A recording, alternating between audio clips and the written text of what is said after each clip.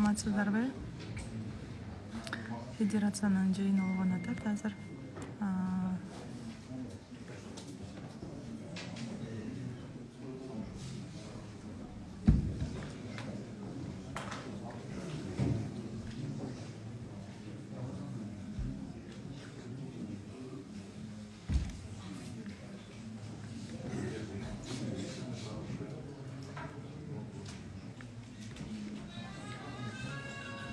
Ошондо бүгүн ким болуп атат дейт, азырынча белгисиз.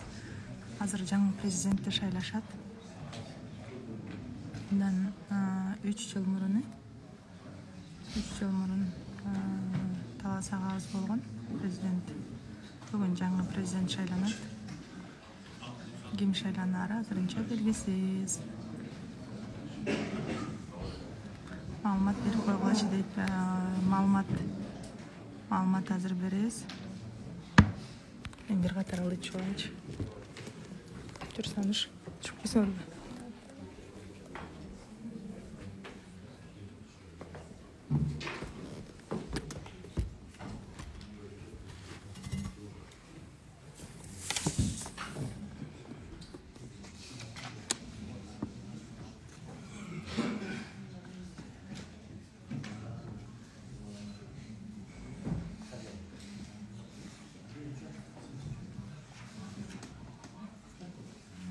Талапкерлер кимдер бар дейт. Талапкерлерден кимдер бар? Бирөө эле.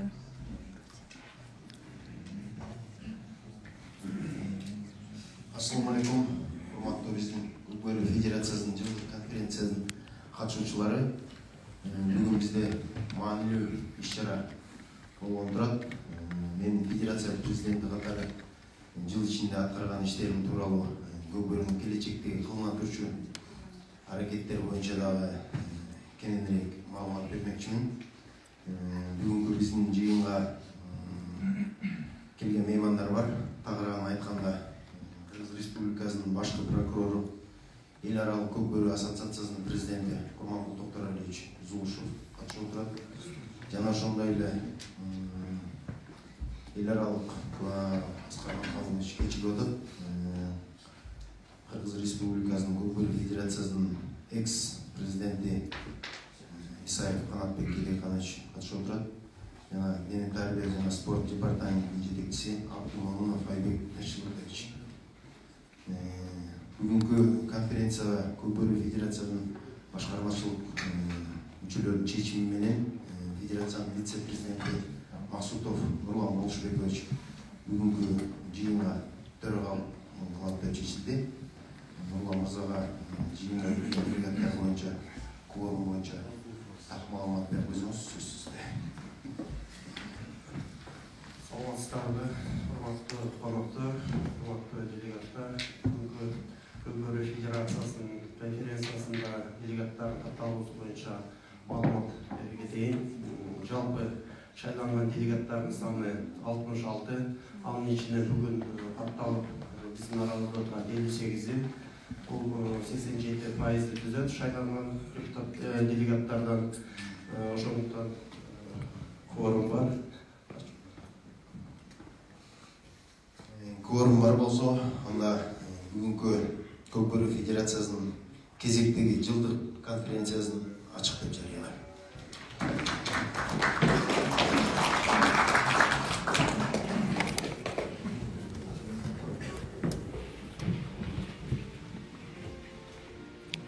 Звук бербей.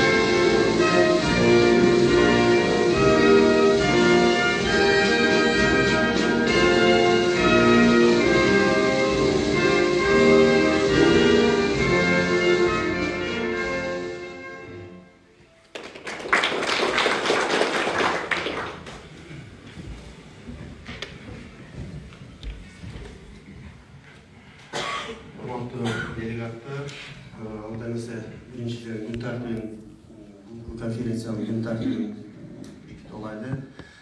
Күн тартиби баарыңыздарга таркатылып берилген, алдыңыздарда турат.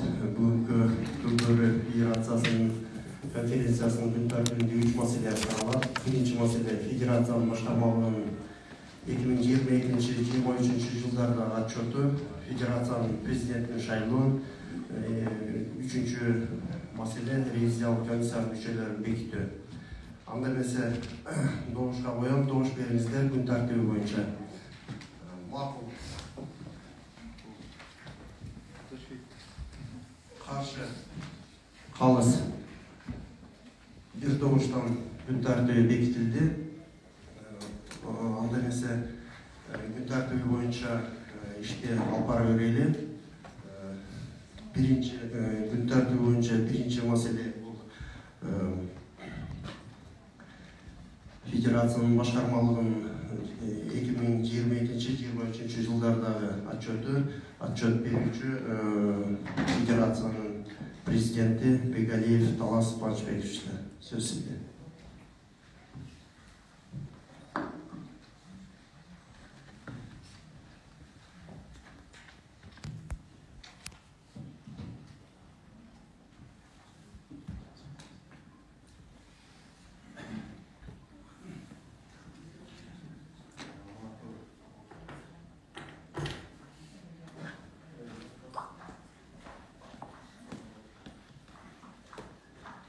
Урматтуу бүгүнкү конференциянын катышуучулары, урматтуу меймандар, дагы бир жолу баарыңыздарга салам айтам. Мен 2 жылдын отчетун берейин деп кагаз жүзүндө отчеттун баарын дайындап келдим. Отчетум 3 парактан турат. Так цифралар менен маалыматтар керек болсо мен ошо кагаз жүзүндө бергенге даярмын. Тардыгына байланыштуу мен отчетумду кыскартып берейин. Мен алгач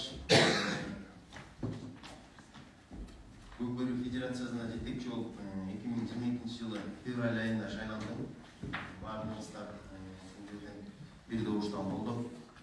Жетекчи болуп шайлагансыздар.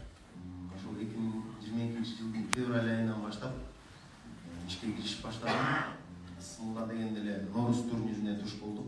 Нооруз турнирин биз Ысык көл областында Бактуу Дөлөнтө ат майданында өткүздүк. Ошол турнирдин өтүшүндө биз ушундай саясий чечим кабыл алдык десем болот. Правление мүчөлөрү менен биз ушундай чечим кабыл алдык дагы бүт региондорго ушундай чоң турнирлерди бөлүштүрүп өткүзөлү деп. Ошол менин бирден бир максатым болчу. 2 жылдын ичинде 7 областта Бишкек шаарына кошуп турнирлердин баарын өткүзгөнгө жетиштик. Акыркы турнир Ош областында Төлөхан ат майданында өттү. Баарыңыздар көрдүңүздөр. Ошол биз өткүзгөн региондордогу турнирлердин жеңиши, жыйынтыгы десем болот, кандай болду десеңиздер. 2022 жылы 9 майда ошо Баткен областында Кадамжай районунда 9 май турнир өттү. Баарыңыздарга белгилүү болгондой, ал жерде жаңы оюн талаасы поле салынып калды, жаңы тайгазандар орнотулуп калды. Бирок ошол жаңы оюн талаасы бир аз шарттарга жооп бербегендиктен биз аттарыбызды көп травма болду. Жакшы аттарыбыз травма болду. Команда жетекчилеринен дагы көптөгөн нааразычылыктар болду. Бирок ага карабай биз ушул жумушту аягына чейин жеткиздик. Ошол эле Нарын шаарында дагы оюн талаасы салынып калды. Жаңы тайгазандар орнотулуп калды. Кудай буйрса бул өзүнүн натыйжасын берет деп ишенебиз. Кийинки токтоло кетсек, дагы бир пландарымдын бири ошол көчмөн оюндарына барып, ошол көчмөндөрдү утуп келиш болчу. 2022 жылы ошо сентябрь айында Түркияда көчмөндөр оюнуна аттандык. Ошол көчмөндөр оюнуна Кыргызстандан 2 команда дайындап, 2 команда алып бардык. Баарыңыздарга белгилүү болгондой ошо көчмөндөр программасына Көкбөрү оюну кирбей калган баарыңарга маалым. Ошол жерден иш аракеттер жүрүп отуруп, мурунку маданият министри ошо Азамат Жамалкуловдун дагы салымы аябай чоң. Көкбөр оюнун киргизип, официалдуу түрдө көкбөр оюнун кирип, ойноп, ошондо жеңишке жетип, көчмөндөрдүн дагы бир жолку чемпиону болуп деп өзүбүздүн Кыргызстан командасын куттуктап кетсек. Дагы биздин ошол пландарыбыздын бири ошо Казакстан мамлекети менен мамилени түздөө болчу. 2022 жылдын 31 август президенттин кубогуна турнирине 45 жаштан үйдө бир команда чакырып Казакстандан ардагерлер ынтымак алып келет, жол көрсөтөт, үлгү көрсөтөт деп. Ошол 31 августтан баштап Казакстан мамлекети менен биз мамилени оңдоп түзүүгө аракет кылып баштадык. Ошол эле 31 августта биз Кыргызстандан курама команда түзүп, Өзбекстанга жана Казакстанга Чымкент шаарына курама команда жиберип, эл аралык турнирлерге катышууга толук федерациянын каржыланып, федерация тарабынан каржыланып, 2 команда жөнөтүп жетиштик. Бул турнирде биз башка максат ал жерде утуп келиш эмес, биз мамилени түздөө болчу. Баарыңыздарга белгилүү болгондой, Казакстан менен жакшы келишимдер түзүлдү. Былтыр жылдын август айында Астана шаарында жолугушуулар болду. Федерациялар мүчөлөрү менен баарыбыз чогуу барып, келишим түзүп, Казакстан менен мамилени түздөөгө жетиштик десем жаңылышпай. Ошондой эле биздин пландарыбыздын биринде дагы ошо клубтар аралык дүйнө биринчилигин өткүзөбүз деп пландаганбыз. Ошол планды айтканда көп кишилер ишенген эмес. Көп кишилер чын айтканда ишеним арткан эмес да. Баарыңыздар болуңуздар. Ушундай жакшы турнир өттү. Жалпы ошо 30 миллион сомдон ашык каражат кетти. 11 миллион сом байгек фондуна жумшалды. Толугу менен ошо федерация тарабынан ошо спонсорлордун атынан ушундай турнирди жетишти. Бул федерациянын бирден бир көбүрөөк болгон чоң салымы деп биз сыймыктануу менен айтсак болот. Ошонун сыңарында эле биз былтыркы жылды 2019 жылдан баштап өтпөй калган Бишкек шаарындагы Акбулат майданында Норуз турнирин өткүздүк. Норуз турнирин өткүзүп, ал жерден билет сатып 3 миллион 700 миң сом билеттен түшкөн акча ошо федерациянын капчыгына келип түштү. Бул киреше федерациянын алгачкы кирешелеринин бири деп айтсак болот. Ал турнирге дагы баарыңыздар болуңуздар, кандай жакшы ипподромду оңдоп түзөө, башка жумуштардын баардыгына салымы чоң берди. Биздин Курман Токторович отурат, сиздин колдооңуз менен өттү. Чоң ыраазычылык билдиребиз. Дагы федерация ичинде кылган жумушумдун ногу болгон турнирлердин Казакстанда, Турцияда, Америка, Лас-Вегас штатына дагы барып келишим түзүп, америкалыктар менен жолукканга жетиштик. Ушул турнирлердин канча ондон ашык турнир өттү. Биринчи күндөн баштап аякты күнүнө чейин финал бүтүрүп ойнойм деп кеткенге чейин бир да күн пропускать этпей ошол жерде тикебиз тик туруп иштеп баарыбыздар ушул команда менен иштедим. Баарыбыздарга ыраазычылык билдирип, ар региондон келген Баккенге кандай сый көрдүк, кандай уюштуруу маселесинде иш-чараларда жардамдарды көрдүк. Ошол эле Нарында, ошол эле Ысыккөлдө, Таласта өттү, Ош шаарында, Жалал Абадта дагы бир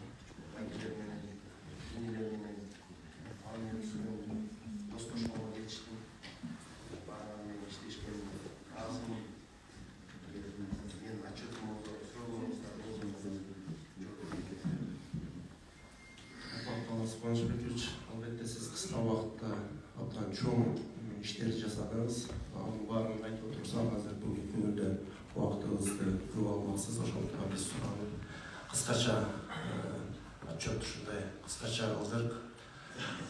Кимде урматтуу делегаттар, сурооңуздар болсо, Алас Кубанычбековичке бериңиздер. Эми баарыңыздар көрдүңүздөр, кандай иштер аткарылды, значит, сиздерде суроо жок. Анда отчетту добушка коем, добушуңузду бериңиздер. Отчетту кабылдоо боюнча макул, каршы, калыс. Бир добуштан кабыл алынды, куттуктайбыз. Алас Кубанычбекович. Отчеттун жыйынтыгы боюнча өзүңүздүн сөзүңүз барбы? Сөз сизге берилет. Отчеттон тышкары дагы мен айылайын деген кайрылуум бар эле. Федерацияда баш аягы менен 15 жыл болду кызмат кылып келатканыбызга. Федерация кызмат кылабыз деп ошо 2011-жылы аталып баштаганбыз. Аталып командага киргизели. Ошону менен 15 жылдын жүзү болуп атат.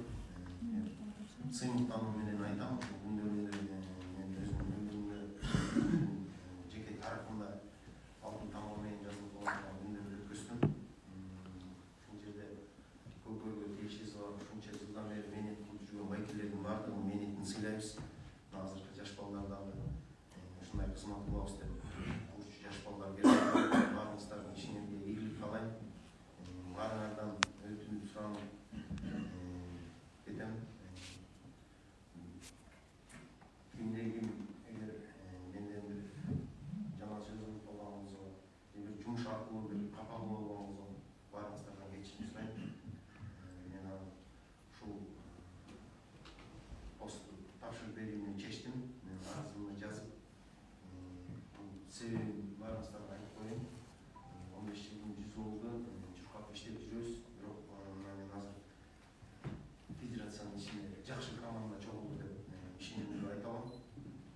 Жана жаш курч жүрөгү менен сүйгөн балдар келди, жетекчилик келди. Азыр Кудай буйрса иш жакшы жүрөт деп ойлойм. Жаш балдар менен иштешип атам азыр. Жаш балдар менен иштешип атам. Мен өзүмдүн көзүм жетти ошо. Жаш курч, энергичный, акылдуу балдар келип бизден дагы жакшы иштерди кылат деген ишенимим бар.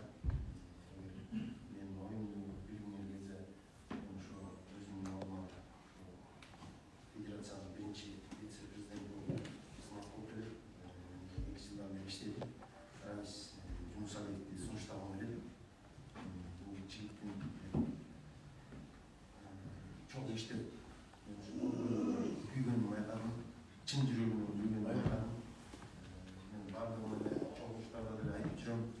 Чоң иштеп мен өзүмдү аябай күйөрман сезип, иштарыман сезип жүрчүмүн, бирок Рамистин иштегенин көрүп, мен ушундай чечимди бердим. Жаштар бизден энергия көбүрөөк болот экен, ачыраак болот экен. Ким айтканда артынан чуркап жүрүп, Рамистин чакырган жерине барып келишти. Чынында күйгөн жигит экен. Мен ушул жигитти сунуштайм, баарына менен чоң иштешип идеясы чоң, бай, курч, жакшы жигит экен.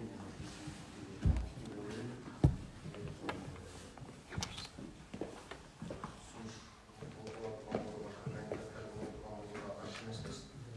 Мен ушул сунуштайм.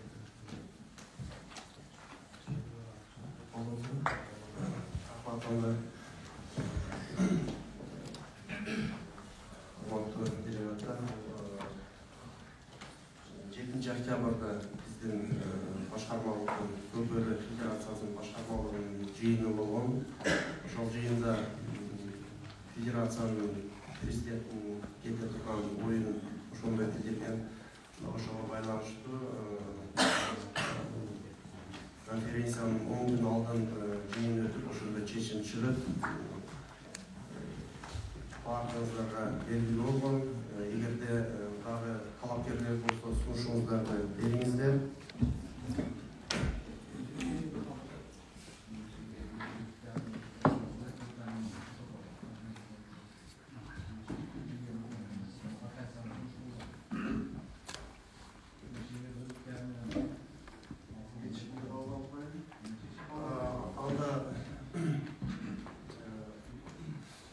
Федерациянын президенти Галиев Талас Кубанычбековичтин арызын кабыл алуу боюнча добушка коем, добушуңуздарды бериңиздер. Макул. Каршы калыс бир добуштан кабыл алынды. Анда күн тартиби боюнча экинчи маселеге өтөрөйлү. Экинчи маселе ошол президент Көкбөрү Федерациясынын президентин шайлоо. Бул жогоруда уктуңуздар, Талас Кубанычбекович сунуштап кетти. Бул федерациянын биринчи вице-президенти Жунусалиев Рамис Майрамбекович. Эгерде дагы сунушуңуздар болсо, сунушуңуздарды бериңиздер. Сунуштар барбы? Сунуштар жок. Андай эмесе талапкердин программасын угайды. Сөз вице-президент Жунусалиев Рамис Майрамбековичте.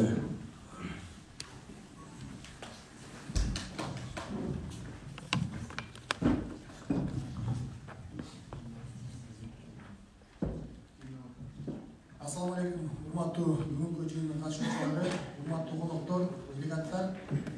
Мен программам 7 бөлүктөн турат.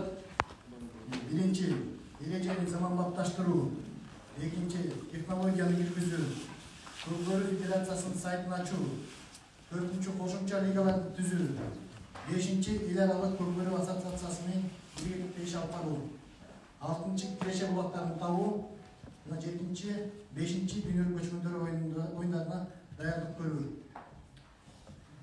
Биринчи маселе боюнча эрежени заманбапташтыруу, жаңылануу. Бүгүнкү күндө Көкбөрүдө бирден бир негизги маселе бул эрежени тынымсыз иштеп чыгууда турганын баарыңыздар билип турасыздар. Бул процесс жылдан жылга токтобой өнүгүп кетиш керек. Маселен, канча жылдык тарыхы бар футболдо деле бүгүнкү күнгө чейин эрежелер алмашып келе жатат. Ал эми Көкбөрүбүз дагы динамикалык спортко киргендиктен ар дайым жаңыланууга муктаж экендигин көрсөтүүдө. Эрежени жаңылоодо көп маселелер бышып жетилди. Күлүп жана ургуч аттарга басым жасап жаткандар ылдамдык көбөйүп, көп учурлар көз жазында калып, талаш жаралып жатат. Ошол үчүн жаңылыктарды киргизүүдөн коркпошубуз керек. Калыстарды бир окутуп чектелбестен тынымсыз окутууну уюштурууну федерация колго алат. Маселен, бүгүнкү күндө Кыргыз-Түркман университети калыстарды окутууга аянт түзүп макул болууда. Андан тышкары аталган университет калыс машыктыруучуларды атайын факультет ачууга кызыктарын билдиришти. Бул машыктыруучулар үчүн атайын факультет ачууга макулдугун билдиришти. Биз федерация мунун баарын эске алуу менен биз оюнчуларды дагы факультетин ачууга сунуш берип жатабыз. Бул аракеттердин аркасында дагы башка окуу жайлар менен илимий иштерди улантуу аракеттерди көрөбүз. Аймактарга көңүл буруу, ошондой эле аймактарга өзгөчө көңүл буруу зарылчылыгы жаралды. Федерация аймак башчылары менен тыгыз иштешүүгө өтөт. Биз тараптан тапшырма берилип, ким болбостон мамлекет, жеке ишкер, меценаттардын көмөктөрүн аймактарга буруу керек деп эсептейм. Ошондо гана аймактарда заманбап таягазандар коюу аракети чечилип, резервдеги калыстар жаңы жылдыздарды ачууга жол ачылат.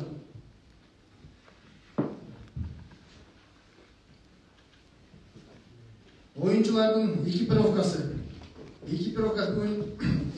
да бир сара карап көрүү зарылчылыгы чыкты. Балдардын баш кийими канчалык кооптуу, ошондой эле алардын денеси бүгүнкү күндө эч кандай коргоочу элементтер жок. Ушундан улам бул жагдайды көз жазымында калтырбоо керек деп эсептейм. Көкбөрү академиясын ачуу, учурда Бишкек шаарынын этегинде жаңы ипподром түшүрүү иштери мамлекеттик деңгээлде активдүү көтөрүлүп жатат. Маалыматтар боюнча жаңы ипподромдун жер аянттагы аныкталып, проекти чечилип, ал эми бүгүнкү Көкбөрү Федерациясы жаңы ипподромдун ичинде Көкбөрү академиясын ачууну сунуш кылабыз. Анда теориялык жана практикалык окутуу иштерин өтүп, спортчулар, калыстар, машыктыруучулар квалификациялык деңгээлин көтөрүү аракеттери көрүлөт. Жаңы ипподром оюн учурунда гана иштеп калган күндөрү эң калуу керек деген аракеттин үстүндө ушундай көкбөрү академиясын ачуу сунуштары алдын ала белгиленип пайда кыла баштады. Командалар менен оюнчулардын ортосундагы бул чоң маселе бул трансфердик регламент. Бүгүнкү күнү көкбөрүнүн бирден бир сыймыгы трансфердик сезондо оюнчулар менен клубдардын ичинде ара сүйлөшүүлөр, клубдар менен оюнчулардын ортосунда сүйлөшүүлөр болуп, бирок ошол сүйлөшүүлөрдөн соң бирде клуб, бирде оюнчу запкы чегип калууда. Тараптардын өз ара ооз эки же кол алышы менен сүйлөшүп, алышуу менен эки тарапка тең эч кандай ишенимдик алып келбей жатат. Бул кырдаалда оңдоо үчүн федерация трансфердик регламент иштеп чыгуу кажет. Клуб оюнчулардын келишине контракт бекемдөө үчүн федерация атайын четимдердин негизинде юридикалык жак болуп берүүдө даяр. Ошондой эле Көкбөрү федерациясы ар түзүлгөн клубдун юридикалык катуудан өткөрүү талабын коймокчу. Экинчи маселе боюнча технологияны киргизүү. Бүгүн спорттун кайсы түрү болбосун, ал жакта технология тыгыз аралашты. Биз алардын арасында Көкбөрү дагы болушубуз керек деп эсептейбиз. Андыктан бүгүн калыстар бири-бири менен онлайн байланышы менен камсыздоо муктаждыгы бышып жетилгенин көрүп жатабыз. Кыйкырык менен эки калыстын бири-бирине команда беришин токтотуп, алардын мобилдик аудио байланыш менен иш алып баруу аракети көрүү зарыл. GPS технологиясын киргизүү. GPS технологиясы бул ошондой эле бүгүнкү күндө аттарыбыз канча чакырым ылдамдыкта жүгүрүп, оюн учурунда канча километр жол басканын билүү баарыбызга кызык болсо керек. Ошондуктан жеке компаниялар менен келишим түзсөк, дагы бир оюнчу аттын техникалык маалыматын билүү үчүн GPS технологиясын киргизүү керек деп эсептейм. Үчүнчү маселе боюнча Көкбөрү федерациясынын сайтын түзүү, трансляция, сайт аркылуу чагылдыруу, монетизация. Кайсы гана федерация болбосун, бүгүнкү күндө бирден бир маселе байгеги каражатка табууга айланды. Тилекке каршы бул маселе бизде да бар.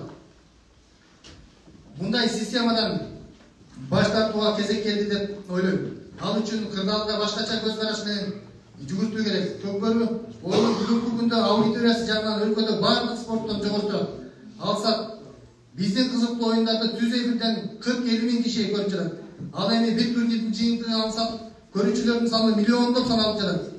Ушундай аудиторияны камтыган Көкбөрү спортубуздун өзүнүн таандык сайты жок. Бул маселени оңдоого кезек келип жетти. Сайтты биз киреше алып келүүчү булактардын бирине айландырышыбыз зарыл. Анткени ар бир турнирибиздин каалаган канал жана медиа булактары бекер эле тартып, каалагандай өз аянтчасында көрсөтүп жатат. Ал эми сайтыбызды түзүү менен алдыңкы жылдары оюндардын эксклюзивдүү укугун өз колубузга алышыбыз керек. Бул өтө оор тапшырма болгону менен эгерде алдыңкы жылдары толук кандуу ишке ашырып калсак, Көкбөрү федерациясы каржылык жактан өзүн өзү камсыздап, финансылык көз карандылыкка жетерин ишенем. Бирдиктүү базаны иштеп чыгуу. Ошондой эле бүгүнкү күндө улакчы, машыктыруучу, ардагерлер жана аттардын бирдиктүү базасы жок. Маселен, белгилүү улакчы Руслан Тынариевдин биографиясын, жетишкендиктерин, басып өткөн кадамын интернет аянтынан таба албайбыз. Ушундан улам көкбөрүчүлөрдүн бирдиктүү базасын түзүп, анын бардык федерациянын расмий сайтына жайгаштырабыз. Федерациянын бирден бир маалымат таратуу аянтчасы социалдык тармактарда болуп келет жатат. Андыктан акыркы жаңылыктар, башкарма мүчөлөрүнүн чечимдери, оюндардын жылнамасы жана календардык планда бардык сайтыбызда бардык оюндардын сайтыбызга жайгашышы керек. Ошондой эле командалардын рейтингдери, таблицалары, мыктылардын аныктоо, социалдык сурамжылоо бардыгын өз сайтыбызда жүрүү керек деп эсептейбиз. Төртүнчү маселе боюнча бул лигаларга келдик. Биз Жаштар лигасы, быйыл Көкбөрү федерациясы өзүңүздөр билгендей 2-чи лиганы түздү. Бул тажрыйба өзүн өзү толук актап, эң керектүү лига экендигин көрсөтө алды. Ушундай эле лигаларды Дагы болсо ар тараптан өнүктүрө беребиз. Алардын бири жаштар лигасы болуп турат. Бизде 40 жаштан жогору ардагерлер лигасы, ошондой эле профессионал лигаларыбыз да бар. Бирден бир кезек 18 жаштан 22 жашка чейинки чектелген жаш оюнчулардын потенциалын ачуу үчүн өзүнчө лига түзүү зарылчылык келип чыкты. Көкбөрү сүйүүчүлөр лигасын ачсак болот. Мындан тышкары жөнөкөй көкбөрү сүйүүчүлөрдүн да лигасын өз жасында калтырбоо керек деп эсептейм. Анткени каалайбызбы, каалабайбызбы бүгүнкү күндө сүйүүчүлөр ар кайсы жакта өз алдынча ойноп келе жатышат. Булардын башын бириктирип, федерациянын деңгээлинде бир сүйүүчүлөр лигасын ачуу керек деп эсептейм. Мамлекеттик кызматкерлер лигасын ошондой эле көкбөрү оюну бүгүн мамлекеттик кызматкерлер да активдүү ойноп жаткан тенденцияны көрүп жатабыз. Ушулардын андан ары тереңирээк улап берүүдө эмне үчүн мамлекеттик кызматкерлердин өзүнө бир лигасын түзүүгө болбойт деп суроо жаралып жатат. Дагы бир чоң маселе бул бизде бүгүнкү күндө Кыргызстанда ошол 100 миңден ашык студенттер, 100 миң деген студенттерибиз бар. Биздин сунушубуз ошол студенттер лигасында ачсак деген оюбуз бар. Ошол лигаларга эле менде өзүмдүн жеке сунушум, ар бир лиганын атын биздин белгилүү бизге көкбөргө салынып кошкон Болот Шерниязов лигасы, Болот Шамшиев лигасы дегендей ат койсок деген азыр да. Так. 5-чи Кыргыз өкмөтү эл аралык көкбөрү ассоциациясы менен биргеликте иштешүү. Бүгүнкү күндө Өзбекстан менен Туркия мамлекети бизден ушул Кыргызстандан көкбөрүчүлөрдү, машык куруучуларды, калыстарды бизге келип үйрөтсүн деп суранышат. Биз да ошол жакты тыгыз колго алсак деген ойда. Өзүңүздөр билгендей, Орусия мамлекетинде бүгүнкү күндө 9 субъекттен ашык субъектиси казанда ойношот. Бүгүнкү күндө Орусияда аздан жакшы казан бал өнүктү. Ал эми АКШда болсо жакында эле көкбөрү федерациясы түзүлдү. Бул көкбөрүнүн тарыхында өзгөчө колдоого бардык көрүнүш болду. Анткени бул федерациянын ачылышына өзүм дагы куу болбостон иштин башталышында түзмө-түз катышып келдим. Алдыда АКШда турнирлер өткөрүп пландаштырылып жатат. Кезеги келгенде Кыргызстанда дагы бир кыргызстандардын баары куу болушат деп ишенем.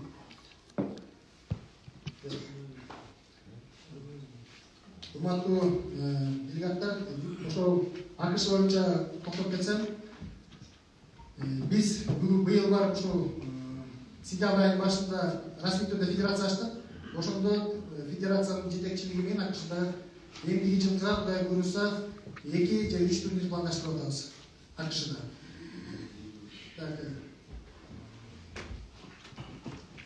Кийинки ошол 6-чы маселеге токтосом, киреше булактардын табуу, маркетинг бөлүмү. Өзүңүздөргө белгилүү болгондой, бүгүн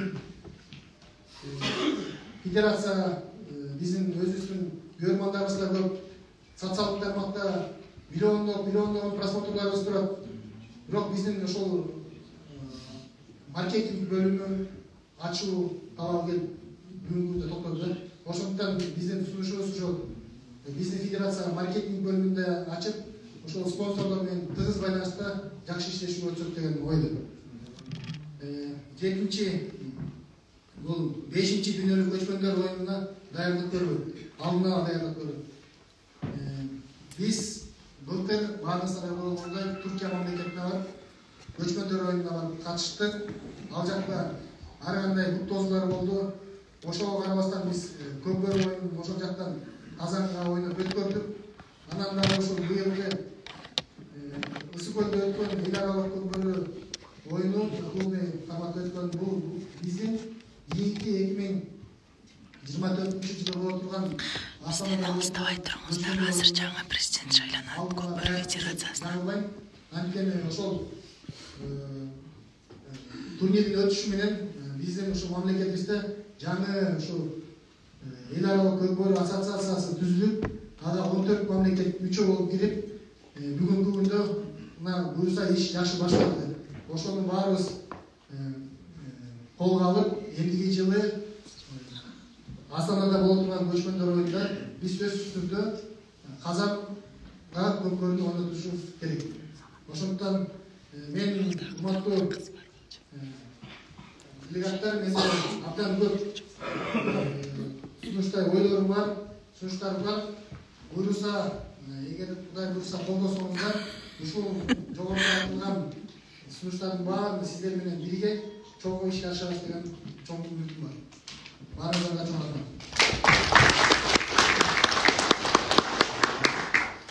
Урматтуу делегаттар, урматтуу журналисттер, жогоруда Кыргыз Республикасынын Көкбөрү Федерациясынын президенттигине талапкер Рамис Майрамбековичтин программасын уктуңуздар.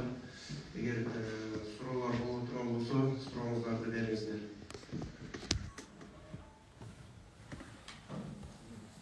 Демек, суроолорго жооп экен. Рамис Майрамбековичти баарыбыз жакындан билебиз. Көкбөрү дегенде ичкен ашын жерге койгон жигит. Ал эмесе талапкерди добушка коем. Президент Көкбөрү Федерациясынын президенттигине талапкерлигин добушка коем. Добуш бериңиздер.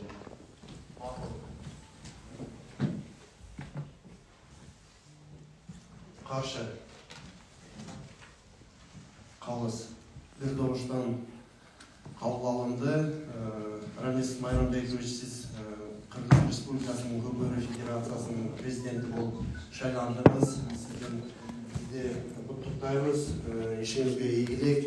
Муну алдыда айтып кеткен программаларыңыздын баарын ишке ашырышыңызга тилектешпиз.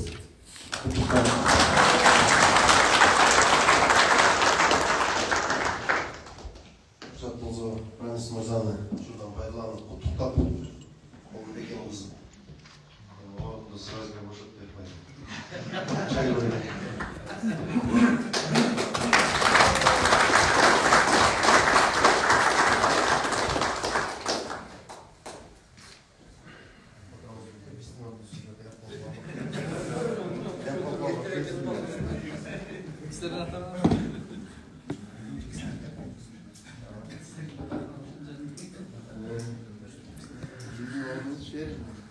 Куттуктайбыз деп чоң рахмат. Куттуктоолорду кабыл алып атабыз. Ийгилик каалайбыз. Куттуктайбыз деп атат. Бизде жаңы президент ким шайланды дейт. Рамис Майрамбекович шайланды. Мүчөлөрү Алымов Назар Сыргабекович, Мырзахматов Ынтымак. Добушка коем, добуш бериңиздер. Макул. Эгер суроолор болсо, сурооңуздарды бериңиздер. Бул жака чыгыңыздар. Руслан.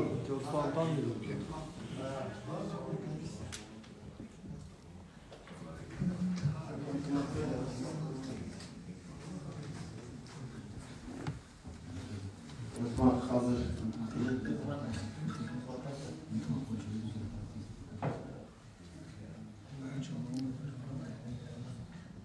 Руслан Айырбеевичти билесиздер, буга чейин вице-президент болуп иш аткарып келген.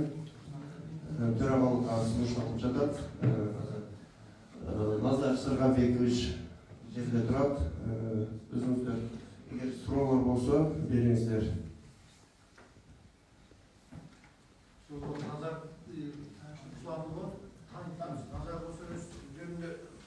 Өз жөнүндө бирөөз эме берсиңер да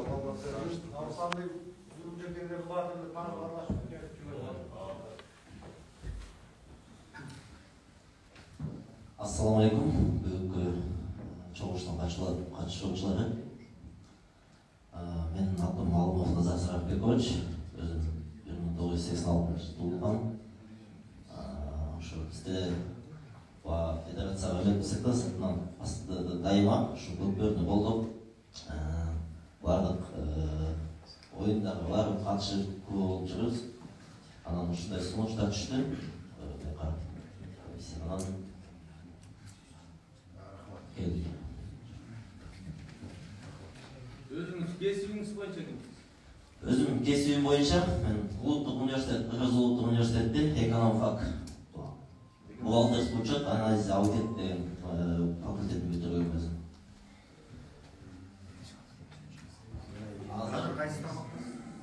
Кайсы тармактасыз?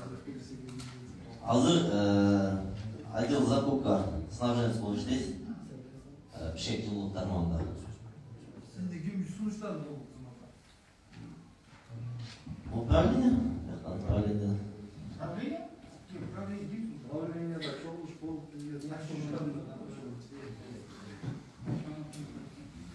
Кандидаттар болду, сунуштар болот, азыр көрүшөбүз. Комиссия боюнча бизден юрист Темир мырза маалымат берсин. Армысыздар, урматтуу бүгүнкү иш-чаранын катышуучулары. Бизде федерация, Көкбөрү федерациясы иш алып барып келгенден бери негизи бизде ревизиялык комиссиянын иш алып барган эмес экен. Ревизиялык комиссиянын курамы эч качан бекитилген эмес экен. Бизде эң негизги орган, эң башкы орган бул съезд, баарыңыздар билесиздер, бул правлениянын бекитет, жана контролдоочу орган ревизиялык комиссияны да бекитет. Анан ошонун негизинде бизде ошондой талап келип чыкты. Себеп дегенде мына быйыл көрдүңүздөр, көп спонсорлук жардам келди, көп иш-чаралар болуп атат. Келечекте мына Рамис мырзанын программасы ишке ашса, дагы каржы булактары келсе, бизге сөзсүз түрдө ревизиялык комиссия керек. Ревизиялык комиссияга биз правление мүчөлөрү менен жалпы правление Ильгиз мырза айтты, правлениеде каралган эмес депчи, бирок правление мүчөлөрү менен биз кеңешип, экономикалык билими бар. Ошол каржы булактарын текшерүүгө мүмкүнчүлүгү бар. Ошол учурда Көкбөрүнү иштен түшүнгөн адамдарды койсок дедик. Руслан мырзаны билесиздер, вице-президент болуп жүрдү. Анан эки адамды ошол дагы Руслан мырзага жардам катары экономисттерди, бухгалтерский учетту билген эки адамды сунуштадык. Бул бирөө Мырсакматов ынтымак, ал боюнча Рамис Майрамбек өзү дагы маалымат берет. Бүгүн тилекке катыша албай калды. Анан экинчиси Алымов Назар Сырбек, ушул экономикалык билими бар. Бишкек жылуулук тармагында, ошол сатып алуулар тармагында көп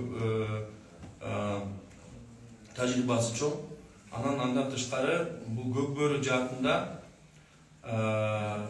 баягы Көкбөрүнү ичинен түшүнгөн адам, өзү дагы анча-мынча райондук айыл өкмөт деңгээлдерде Көкбөрү ойноп калган, анча-мынча калыстыкты да аркалап келген ал жактарда. Анан экономикалык билими, экономикалык тажрыйбасы жетет деп ошондой сунуш берилген. Эгерде башка сунуштар болсалар деле караганга биз макулбуз. Анан ошол боюнча мына сиздерге маалымат берип атабыз. Эгерде макул десеңер, алар да ушу жерден карап бекитип алат. Себеп дегенде ревизиялык комиссия бизге келечекте абдан керектүү орган болот. Себеп дегенде бул бирден бир правлениянын ишин көзөмөлдөп турган орган. Правлениянын ишин көзөмөлдөп, жылда правлениянын иши боюнча кийинки съездде булар да отчет берет. Булар да ошол каржы булактарын туура пайдаланганды тууралуу отчет берет.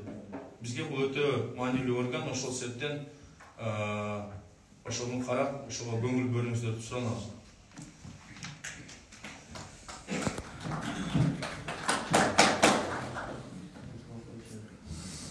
Урматтуу бүгүнкү жыйын катышуучулары, делегаттар, 3-талапкер боюнча Мырсакматов ынтымак мырза биздин арабызда эле жүрүп, бүгүнкү күнгө съездди даярдалган.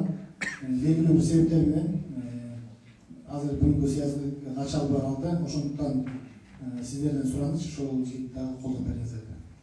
Ал жигиттин ордуна бул жигиттерден сөйлөбөй эле аралашып büyütүүнө. Сунуштар болсо, бериңиздер. Эмне сунуштайсыздар?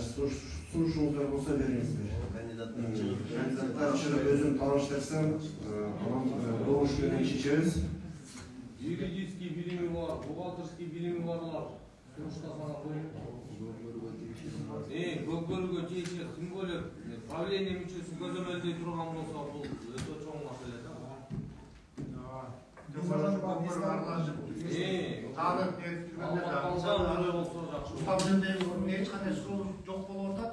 Негізі менің ревизионный комиссияның төрағасы Руслан Мырза болады. Олар жардамшылар болады. Ошондуктан мындай карап көрүңүздөр. Азыр эми кимди сунуштайсыздар анда айтыңыздар. Биз дагы ошо ар тараптуу карап, билимин карап, тажрыйбасын карап, анан кийин сунуштап атабыз да.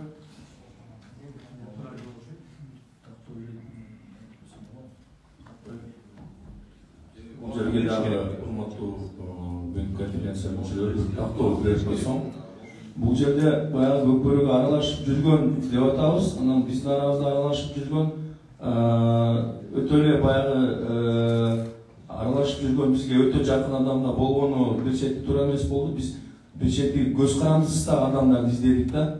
Бизге өтө жакын болгондо баягы кандай немелер бар. Калыс болбой калышы мүмкүн. Ошондуктан биз калыстык жагына карап, кичине өтө жакын эмес адамдардан деп карадык да. Берди бир Руслан Мырза маселе жок, анткени бул арабызда жүргөн адам, буга бирок эки калыс адамды кошуп берели депчи. Правлениеге аралашып, биздин турнирлерде өткөрүшүп жүргөн адамдарды кошсок алжак кичине туура эмес болуп калат деген ойдо болдук да, анан кичине калысыраак баягы өзүнүн сөзүн кесе айта турган, може туура эмес болду деп айта турган адамдардан сунуш кылдык.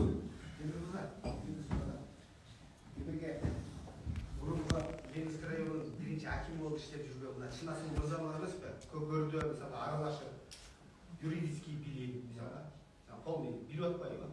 Ушул мырзаны эми бул кишини жаңы бул киши мисалы өкмөттө иштебейт, бул киши өкмөттө иштейт экен. Өкмөттө иштеген кишилер жаңы федерация алынышты. Болду. Өзүнүн сұрайшы. Шынасы мырзаны эми өзү макул болгон болбойт. Сиз жол койдуңуз. Эми кандай шынасы? Кай бурса, президентке келет. Sen çınasın men akıllaşmayısın birinci. Ben özüm çeki oyum aytып. Ben Fransızda hurmatlı bugünkü soğuşun katışçıları. Birinciden emin bayağı köpörüge hazır gelip hizmet kılganda ardayım dayarız. Biroq bir mende sektor vardı. Hazır koçurda jumuşuruz ошол чет өлкөмен байланыштуу 3-4 айга кетип келип жүргөн кесип болот деп ошол кезде жок болуп калып эместип калбасын деген. Эгер ошол үчүн шартка байланыштуу көп жумушуна катыша албай калып жакшы тыгыз байланышта боло албай калып, анан экинчиден менин эми билимим юридикалык бияка көп ошо финанс бухгалтер учет билген киши келсе анткени аякта санаш керек, караш керек дегенде ошон үчүн менин кандидатурам ичине бияка туура эмес болуп калат. Уруксат болсо мен Урматтуу делегаттар, негизи алдыда жасай турган жумуштарыбыз абдан көп, устав боюнча дагы көп маселелер бар, жолдор боюнча, эрежелер боюнча алдыда дагы конференциялар болот. Бүгүн ушул составды бекитип бериңиздер, кийинки эмеде, кийинки конференциябызда кезектеги. Ошондо буга мындай ар тараптуу карайлык. Бүгүн ушул составды бекитип беришиңизди сурагам. Мен добуш алам, добуш бериңиздер. Макул, каршы, калыс. Бир каршы, калганы 57 добуш менен өттү. Сондуктан ревизиялык комиссиянын мүчөлөрү, силер ревкомдун мүчөлөрү болуп дайындалгандар, ишиңиздерге ийгилик. Уктуңуздар кандай талаптар болот, калыс, адилеттүү, принципиалдуу, таза иштеп беришиңизди биз сурабыз. Рахмат. Анда эмесе мынау биздин урматтуу делегаттар, биздин арабызда Кыргыздын улуттук ат оюндарынын негизин түзгөн, ата бабадан мурас болуп, муундан муунга өтүп сакталып келген эрендердин эр оюну, көкбөрү оюнун өнүктүрүүгө салым кошкон инсандарыбыз келип отурат. Ошол инсандарыбызга сөз берелик. Сөз Абдумомунов Айбек Тынчылыгыча берилет, Жаштар жана дене тарбия департаментинин директору.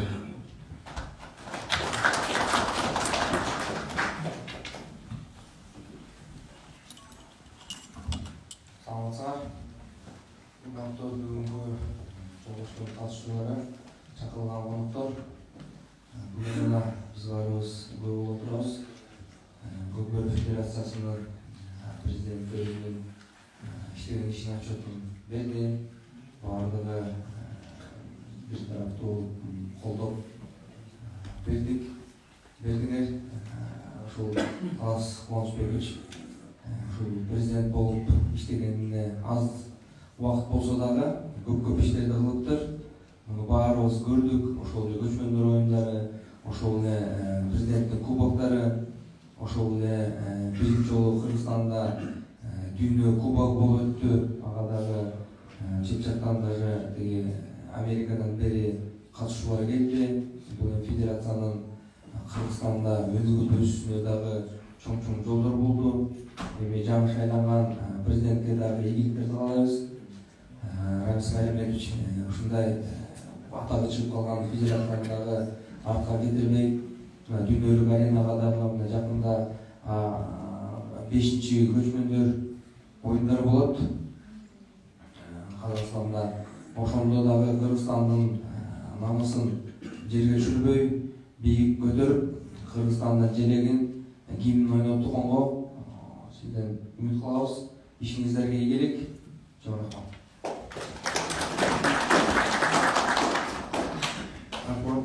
Кийинки сөз Көкбөр Федерациясынын ардактуу президенти Исаев Канат Кедейхановичке берилет.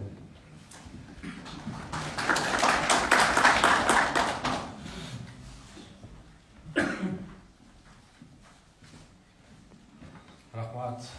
Ассалаумалейкум, урматтуу жыйындын катышуучулары, урматтуу коноктор. Бүгүнкү иш-чарада эми расмий күндө каралган маселенин баары аягына чыкты. Мен бир Рамис мырзаны куттуктап кетем. Ийгилик. Эми кызмат өткөрүп берген Талас мырзага да чоң ыраазычылык билгизебиз. Өтө чоң кызмат кылды, көкбөрүгө эмгеги сиңген мырза. Мен ушул жерден шайланып атканда айткам, Кудай буюрса бул команданы жана облустук федерацияны ушунчалык деңгээлге чыгарган адам, Кудай буюрса федерацияны дагы бир нече кадамга алдыга жылдыра алат деп. Айткандай эле биздин үмүтүбүз акталып, 3 жылдык эмгегинде абдан жакшы чоң жетишкендиктерди көрсөтө алды.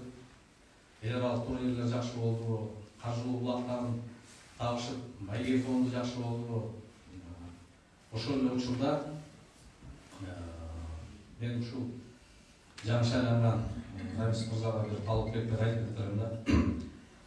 Азыркы мына эми туура түшүнсөк болот, программаны даярдап, программанын баардыгына тарап берди. Программада чоң көйгөйлөр каралыш керек да. Шашылыш түрдө даярдалып калса керек. Биринчи көкбөрдө эмне көйгөйлөр бар? Биз каяган оңдошубуз керек, кайсы багытта кетишибиз керек деген. Эмне көйгөйлөр бар? Кыргыздын ынтымагын бириктире турган көкбөрү бүгүнкү күндө область, район, айыл болуп ынтымагыбызды ыдырата турган болсо андай көкбөрүнүн кереги жок. Биринчи маселе. Бул оюн ата-бабалардан бизге мурас калган оюн, тескерисинче баарыбызына оштук балдар чүйүктөр менен дос болуп, таластыктар, нармыктар менен дос болуп, ынтымагыбыз биригиш керек. Кыргыздын эртең Кудай сактасын башына оор учур келсе, ушул көкбөрүлүкчүлөр алдыңкы сапта турат деп сенип турабыз. Ана бирибизге эрегишип, бирибиз менен өчөшүп, бирибиз менен касташып, бирибизге душман болсок, эртең кантип бир катарда чыгабызбыз. Ушул маселе жөнүндө ойлонушубуз керек. Бул федерациянын түз биринчи милдети. Экинчи милдети Кудай эле сактап келатат. Жана балдарыбызды казанга да урулганы бар, атка салып, ат менен ушу бара урат. Ушу Кудай эле сактап келатат. Андай мындай жөнөкөй булак ичмес баланы андай сокку менен урчу болсоң бели үзүлгөн. Демек эрежени бекитиш керек. Кудай сактасын, бирөө бир жалгыз баласы майып болуп калса, Буал сол кимге? Ата-энеси баласы, балдар жетим калса, ата-энеси баласын жоготсо, ошон үчүн бул көйгөйдү иштешибиз керек. Эрежени күчөтүш керек. Тартипти күчөтүш керек. Бардык туура эмес иштер болгондордон биз сабак алышыбыз керек. Мына жакында 31-августта мындай жагымсыз иштер болуп кетти. Эреже боюнча талаштан чыкты. Буга чейин бирок ошто болгон окуя бышып келаткан да. Баарыбыз моюнга алышыбыз керек. Бышып келаткан. Бир нече турнирден бери келат. Биз ошого көңүл бурбай, ошого жетти. Демек, уюштуруп иштерде кемчиликтерибиз барбы? Ошо калыстар жагында уюштуруп иштерибизде кемчиликтер барбы? Талаш тартыш жаратып атабы? Учурунда көрбөй калып атабы? Же ошондо ачыкка чыгып, лед экрандан барып көрсөтпөй, мына калыс туура чечим чыгарган деген элге жеткизсек, андайга чейин жетпейт эле да. Ошон үчүн уюштуруп иштерибизде кемчиликтерибиз бар. Анан кийин биз Кыргызстанда эле чектеле бербей, Көкбөрү оюну эл аралык деңгээлге чыгыш керек деген биздин максатыбыз болуш керек. Көкбөрүнү баягы футбол, баскетболдун деңгээлине жетпесе дагы биздин Көкбөрү оюнубузду дүйнө жүзү тааныгандай болуш керек. Биз ошондой чоң, амбициозный максаттарга коюш керек.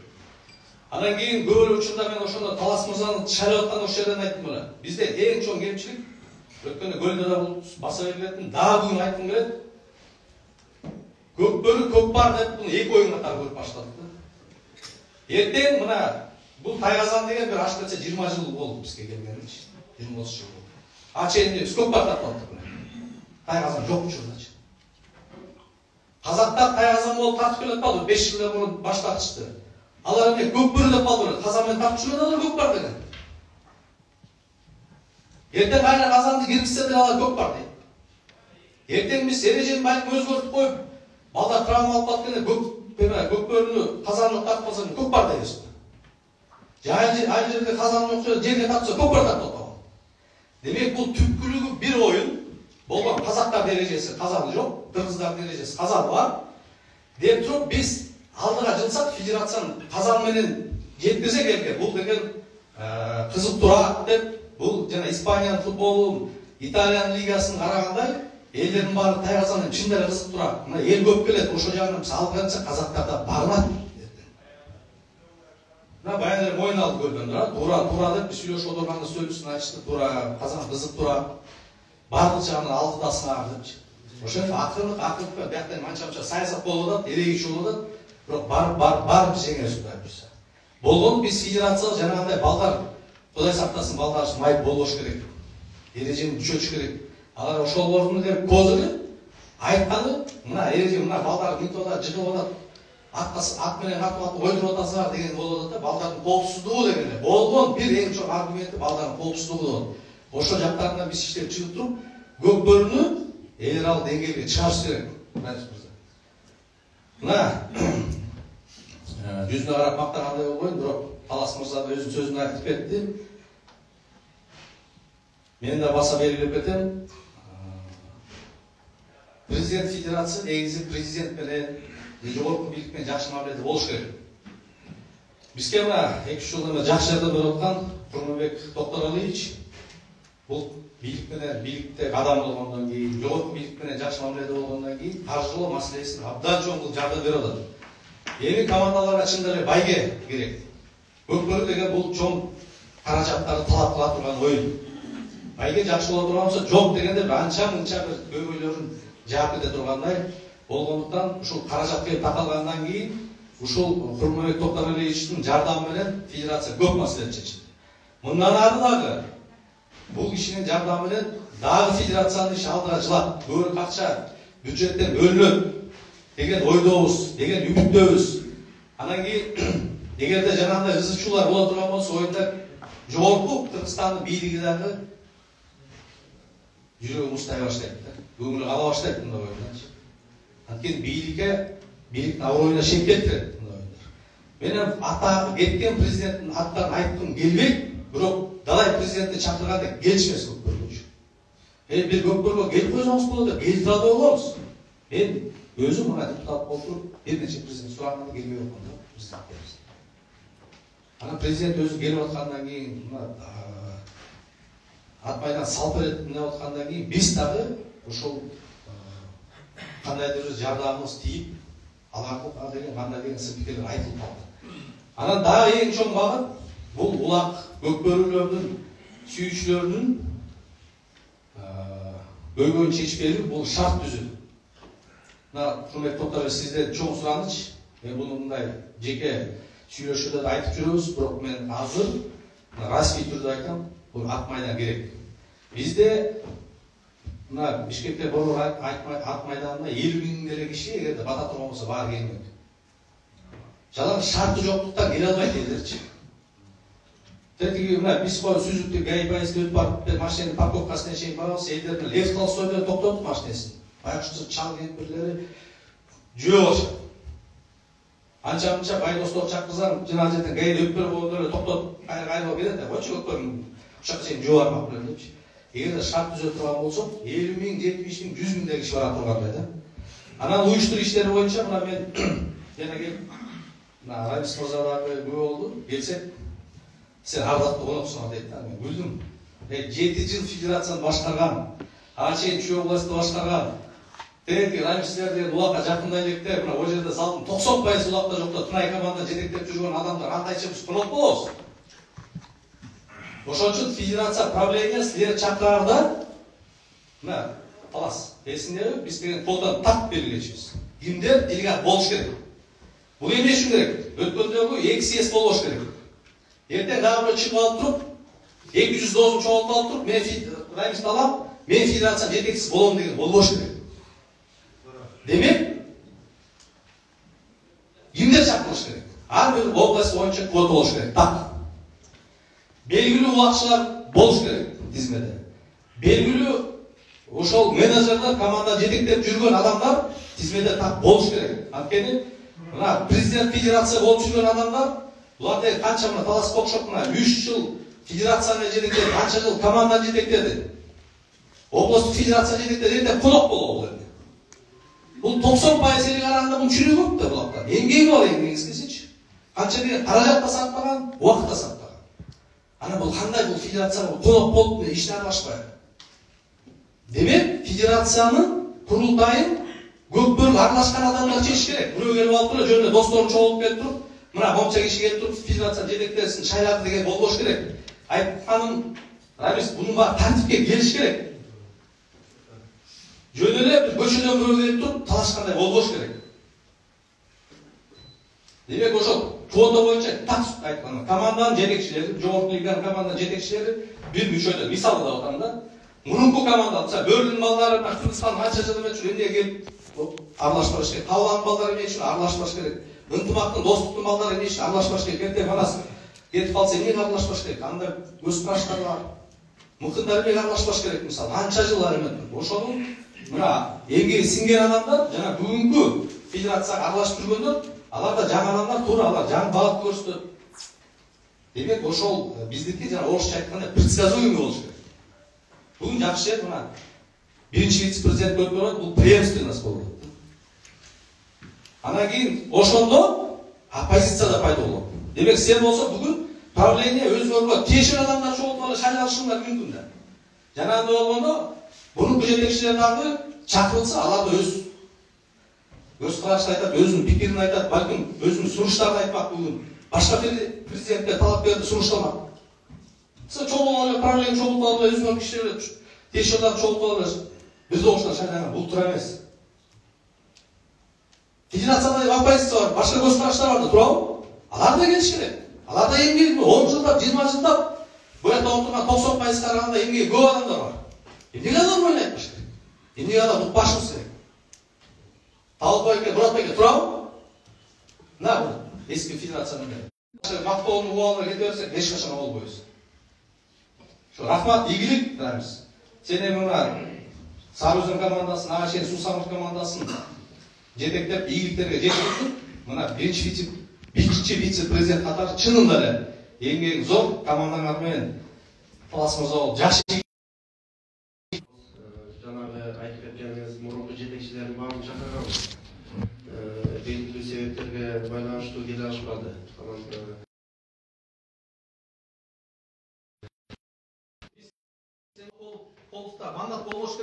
эмне добуш угулуш жок кимди шайлашка керек. Ошол тетиктерди бекитип атканда ошол квоталы жакшылап бекитип кимдер болуш керек делегат. Кимдер тасыр чечет. Рахмат. Кийинки сөз көкбөрү оюнунун эл аралык деңгээлде өнүктүрүүгө, аны менен бирге жалпы кыргыз элинин маданиятын жайылтууга зор салымын кошуп келе жаткан эл аралык көкбөрү ассоциациясынын президенти, Кыргыз Республикасынын башкы прокурору Тугушев Курмангул Токтаралиевичке берилет.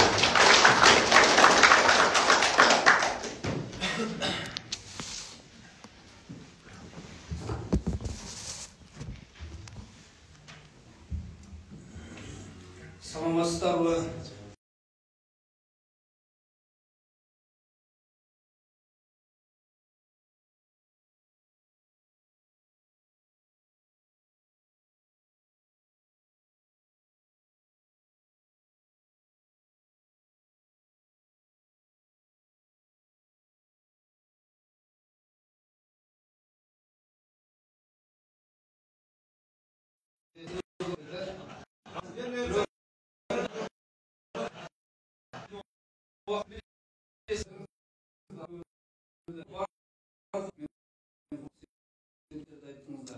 Урматтуу жыйындын катчылары, мына бүгүн Талас Кубанычбекович өз ыктыяры менен 2 жылдан ашык башкарыптыр.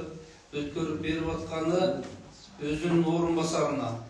Бул чындыгында чоң ынтымактын, анан көкбөрүчүлөрдүн салым кошуп жүргөндөрдүн бардыгынын ою пикири өзгөрүп, бир багытка багыт алган деген түшүнүктү мен түшүнүп турам да ушундай. Ошондон сизге чоң рахмат.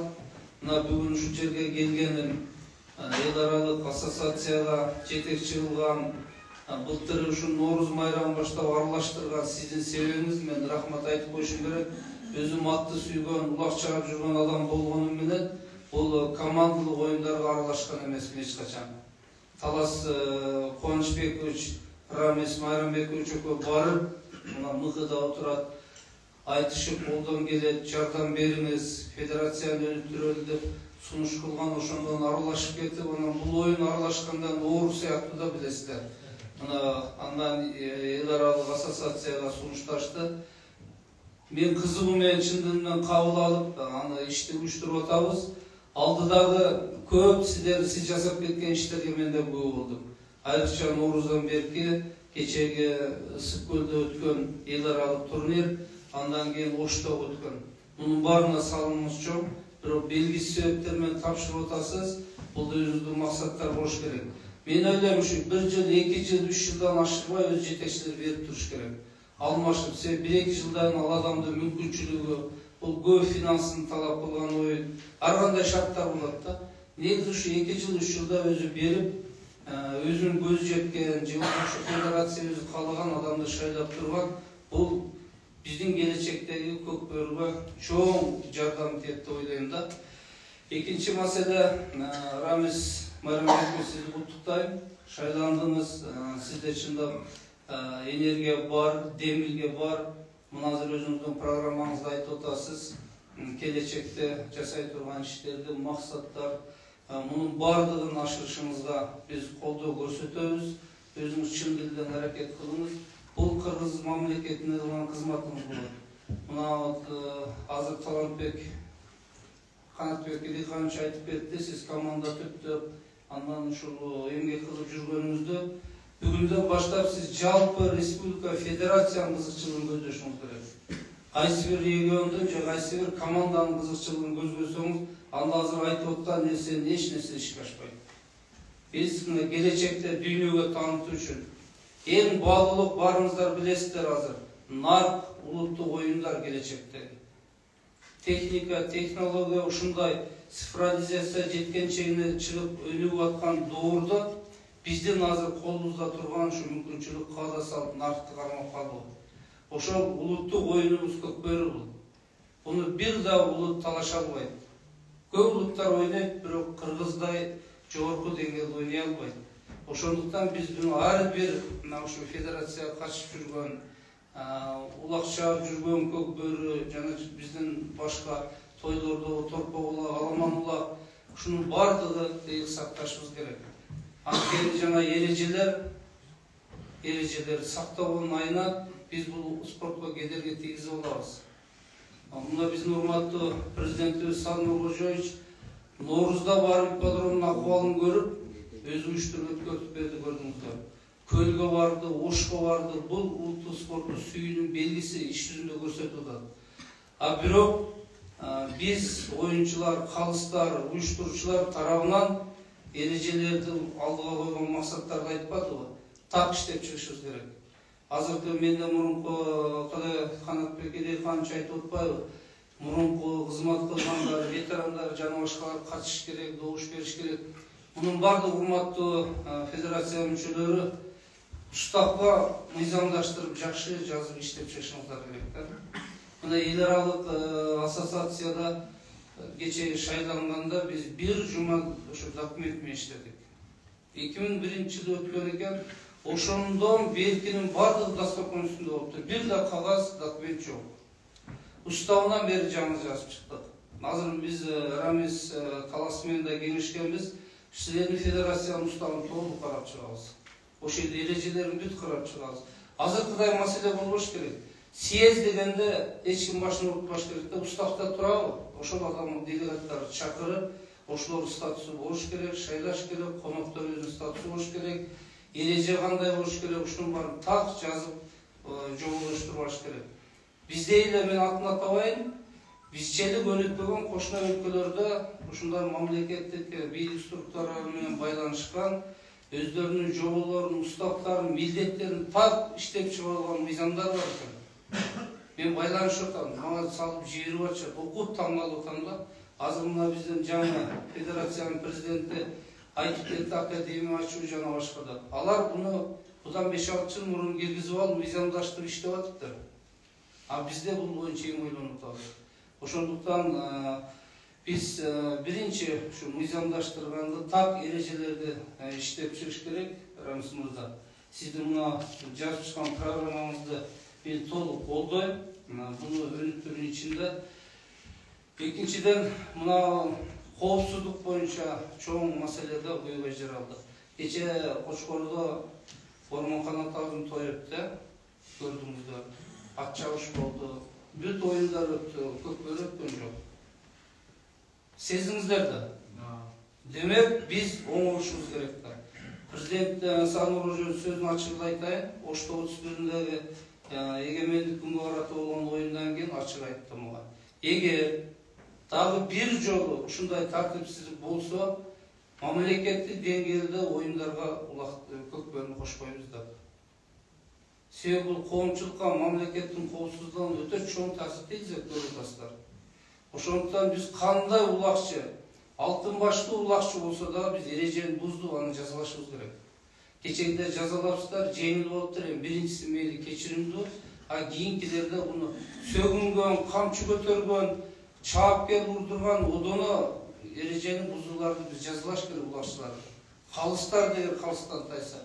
Биз ошондо мына бүгүн ушундай ыйык жерде отуруп, Кыргызстандын улуттук оюнунун келечеги деп айткан сөздөрүн ошондо биз аягына жете алабыз. Ар бирибиз ошого күрөшүшүбүз керек. Эл аралык ассоциация менен Көкбөрү федерациясы эки башка болбош керек. Биз уставка улуттук федерациянын президентин мүчө болуп киргиздик. Азыр устав жазганда эл аралык ассоциациянын президенттер мүчө болгондой, кандайдыр бир силерге отчет бергендей кылып биз мыйзамдаштырып байлашыбыз керек. Анткени башкарган эмес да бул. Ушул улакчыларды дүйнөгө бардык жагынан таанытуу, улуттук оюнду таратуу биздин милдет. Ошого биз федерация менен чоң иштешибиз керек. Эми жасала турган жөнүндө кыскача айтып кетейин иштер боюнча. Биринчи биз офис ачышыбыз керек. Офиске эки башка эмес, эки федерация биригип, ачып, бирок сайттары балким сүйлөшүп атабыз, бирге ачабызбы же эки башка сайтпы. Ушундай иш-чараларды уюштуруп, чечип алып, биринчи отуруп иштей турган шартты түзүп алып. Экинчи максат мурунку жумада президентибиз чакырып мага кайра тапшырма берди. Тиешелүү кызматкерлер тарабынан ипподромдун проекти чийилип бүттү биринчи эскизине. Бул 20 миң орунду. Андан кийин мына Koskay жактан 210 гектар жер билесиңер, мурда да аракет болгон экен. Азыр ушу жума же кийинки жумада өкмөттөн буйрук чыгат, буйруса жерди сатып алуу боюнча ошоко заманбап ипподромду куруу боюнча. Биз шарт түзүшүбүз керек да, шарт түзүүгө биринчи ипподром керек. Кенен алып алсак, ал жерде аттарды бага турган, даярдык көрө турган, булакчылар иштегендер жашай турган ушундай заманбап кылып түзүп, бардык жагынан биринчи этапта жасап алсак, калган эгерде алган жерибиз ыңгайлуу болсо, келечекте финансыга карап да көп жакшы нерселер боло берет да.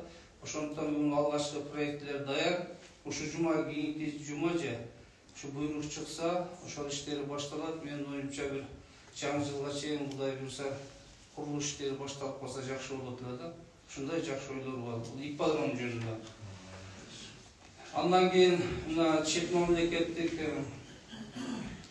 көкбөрү федерациялар менен, мамлекеттик кызматтар менен байланыштар менен Өзбекстан келип кетти, Туркия менен сүйлөштүк, Казакстан менен телефондон байланышып атабыз. Ушул көкбөрү тайгызганга ойноо боюнча аракеттер башталды.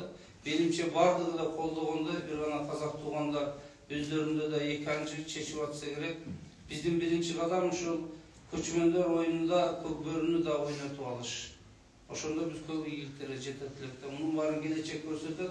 Бирок туура аракет, туура багыт биз тарабынан жасалса, менимче ийгиликтер жаралса керек деп ойлойм. Ошондуктан сиздерди көп убактыңызды албайм, мен кыскача түрдө маалымат бердик. Сиздерден бир суранып кетем, биздин башкы секретарь болсо катчы бүгүнкү күнгө чейин дайын элек эл аралык көкбөрү ассоциациясы. Эгер араңыздарда кимдир бирөө иштей алам, иштейм деген кызыктар болсо, сунуштасаңар жакшы болот эле да. Биз ушу аралашканда коюп алсак, иш жакшы жүрмөк. Сизге ийгилик каалайм, орун басар көңүлдө алдыда болгон келечекте түз биринчи жетекчи адам бардык ниетине жараша болот.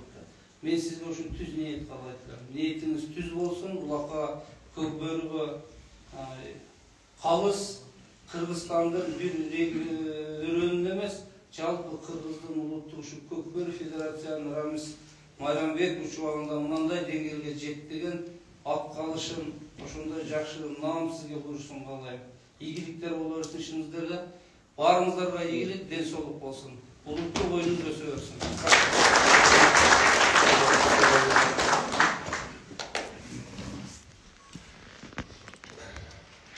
Урматтуу делегаттар, анда эмесе бүгүнкү конференция бүт маселелерди карап аягына чыктык.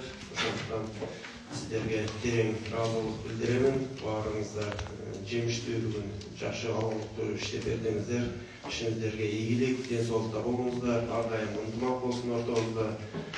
Көкбөрүбүз өнүгүп, ушул дүйнөгө тарала берсин. Жооп беребиз.